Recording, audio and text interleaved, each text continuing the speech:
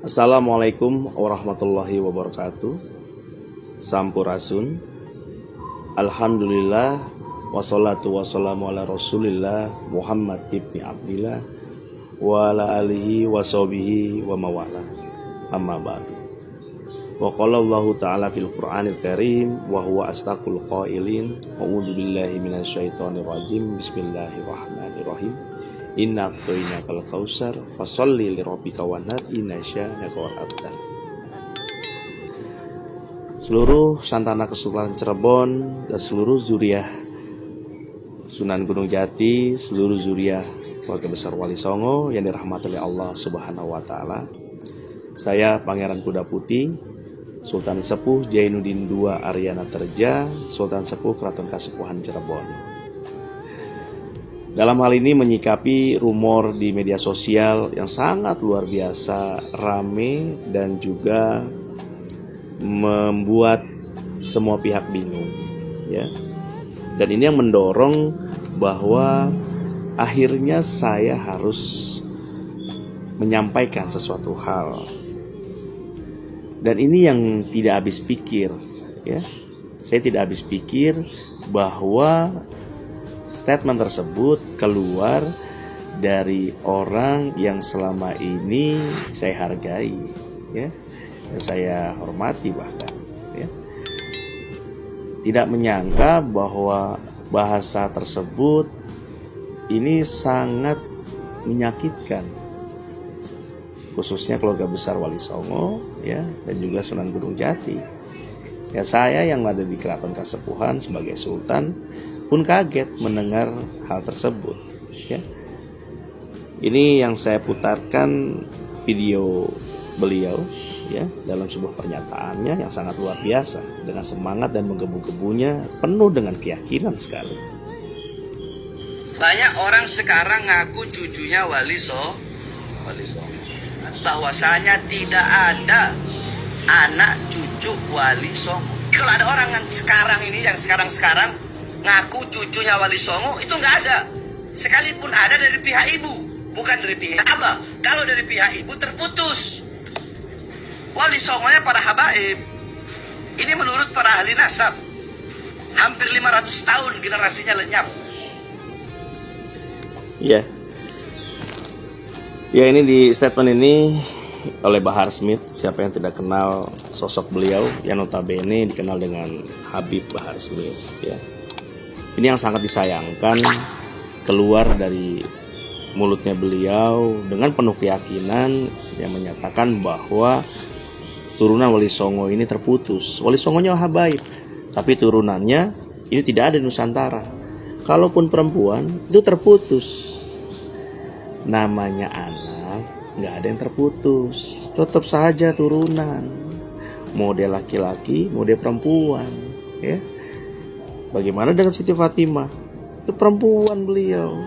Lalu bagaimana dengan Imam Husain dan Hasan? Dari siapa? Kepada baginda Rasulnya? Dari ibu. Jadi mau dia anak laki-laki, mau anak perempuan, ya, saya pribadi menganggap tidak ada yang terputus. Masa kita punya anak perempuan kita bilang itu bukan anak kita, terputus dia dari kita. Lalu anak laki-laki aja yang kita akui. Wah, ini sama aja zaman jahiliyah kalau kayak begitu, ya. Jadi bagi kita keluarga besar Wali Songo tidak ada yang membedakan antara anak laki-laki dan perempuan. Ingat itu. Lalu, ya, Kesultanan Cirebon, Keraton Kasepuhan, ini sultannya masih ada. Ada Kasepuhan, ada Kanoman. Ini sultan-sultannya masih ada. Belum lagi di Kesultanan Banten, turunannya ada dari Sultan Maulana Hasanuddin. Jadi, kalau Anda tidak mengetahui mengenai sejarah Nusantara, cukuplah diam. Janganlah menggebu-gebu seakan-akan Anda yakin dengan statement Anda. Kesultanan kami jauh lebih dulu ada dibandingkan badan nasab yang Anda percayai. Ya, kami punya kitab-kitab tua. Bagaimana susunan nasab dari mulai Kanjeng Sunan sampai ke kita. Dan itu terjaga dengan baik. Kalau di keraton namanya ada babon keraton. ada babon silsilah, ada akte lahir dari keraton yang menyatakan bahwa seseorang tersebut tersambung kepada Kanjeng Sunan, baik dari jalur laki-laki maupun jalur dari perempuan. Itu ada kita akte lahir keratonnya, disebut babon keraton. Lalu saudara kami juga yang memang zuriahnya dari Sunan Gunung Jati, bukan cuma yang di dalam keraton, tapi yang di luar keraton di wilayah Cirebon semuanya juga turunan. Banyak ulama-ulama besar di Cirebon sana yang notabene masih turunan Sunan Gunung Jati, seperti keluarga besar di Pondok Pesantren Benda, Pondok Pesantren Buntet, Ciwaringin, Kempek, dan juga yang lainnya, dari Trusmi, ya banyak. Jadi turunan Sunan Gunung Jati ini terjaga dengan baik kenasapannya. Ketika badan nasab yang Anda percaya ini mengatakan demikian, maka itu tidak benar. Wali songonya habaib, tapi turunannya tidak ada. Ini merupakan fitnah yang sangat luar biasa. Jadi saya harap para Bahar Smith untuk bisa menyadari diri dan mengakui ada sebuah kehilapan atas apa yang diucapkan. Seharusnya tabayun dulu pada keluarga besar kami, ya, baik di Benda, ya, baik di Buntet dan di pondok pesantren yang lainnya. Para ulama-ulama silakan bertabayun atau ke keraton, mangga, kan gitu. Jadi saya minta kepada Bahar Smith hati-hati dalam berucap. Ketika kita berbicara bernasab kepada baginda Nabi, maka yang dilihat adalah tutur bahasa dan akhlak. Saya sempat lihat juga beberapa dakwah Anda ini mengeluarkan bahasa-bahasa yang sangat kotor sekali, ya, memaki, menghujat. Ini sangat disayangkan, di mana perjalanan para zuriat Wali Songo, para ulama-ulama, para kiai-kiai selalu beriringan selama ini dalam dakwah Islamnya, ya, selalu bersama-sama dalam syiar, dalam dakwah. Kenapa Anda melontarkan dengan bahasa seperti ini? Kalau bicara galak, kami bisa galak. Kalau bicara tegas, kami pun bisa tegas. Kalau berbicara jihad, kami pun bisa jihad.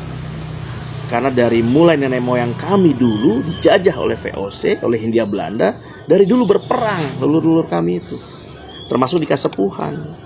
Sampai dikudeta di Kesepuhan itu oleh Belanda dan juga abdi dalamnya. Kami jihad, kami selalu berperang. Jadi bicara masalah semangat jihad bukan cuman milik Anda dan juga kelompok Anda. Saya, Sultan Sepuh di Keraton Kasepuhan, angkat bicara dikarenakan ini sesuatu hal yang sangat fatal sekali, memicu konflik besar antara turun Wali Songo dan para habaib. Ini efeknya. Yang rugi siapa? Islam yang akan rugi, terpecah. Lalu untuk kepentingan siapa?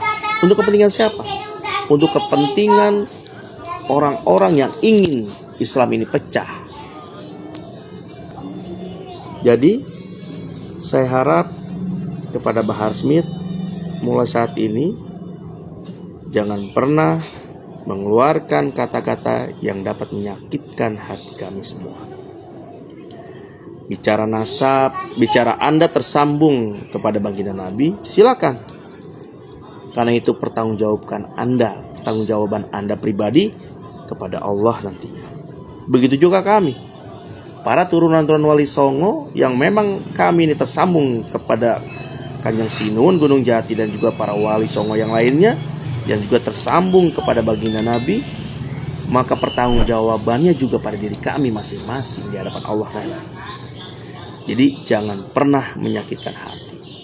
Sesungguhnya baginda Rasulullah tidak pernah terucap dari mulutnya untuk menyakitkan hati orang lain.